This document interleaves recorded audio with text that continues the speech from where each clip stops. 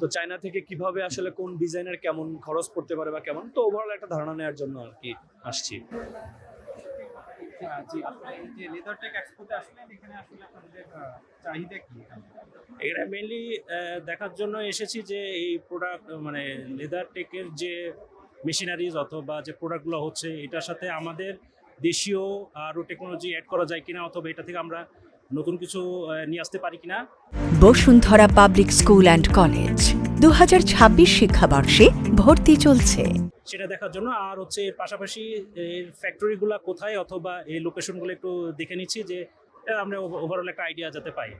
এটা তো আসলে আমি কয়েকটা ভিজিট করলাম, বলতেছে যে বাল্ক কোয়ান্টিটি নিলে হয়তো বা কিছু হয়, কিন্তু সিঙ্গেল পিস কি অল্প কোয়ান্টিটিতে হয়তো বা এটা থাকে না সে সুবিধাটা। না, খুবই সুন্দর, এবং এই এক্সপোগুলো আরো বেশি বেশি হওয়া দরকার। মানে আমরা আমাদের জানার জন্য কি দেখার জন্য সবকিছুই মানে খুব মানে আয়োজনটা খুব সুন্দর এবং বিশাল, আমি খুব পছন্দ করছি। যেহেতু এখানে লেদারের একটা ফেয়ার এবং বিভিন্ন ধরনের শু দেখতে পাচ্ছি, তো যদি ইন ফিউচার কখনো চেষ্টা করি বা কখনো ইচ্ছা হয় যে হ্যাঁ জুতা নিয়ে বিজনেস, তো চায়না থেকে কিভাবে আসলে কোন ডিজাইনের কেমন খরচ পড়তে পারে বা কেমন, তো ওভারঅল একটা ধারণা নেওয়ার জন্য আর কি আসছি। তো দুটা কারণেই, কোম্পানির পার্সপেক্টিভ থেকেও আসছি আর পার্সোনাল পার্সপেক্টিভ থেকেও আসছে।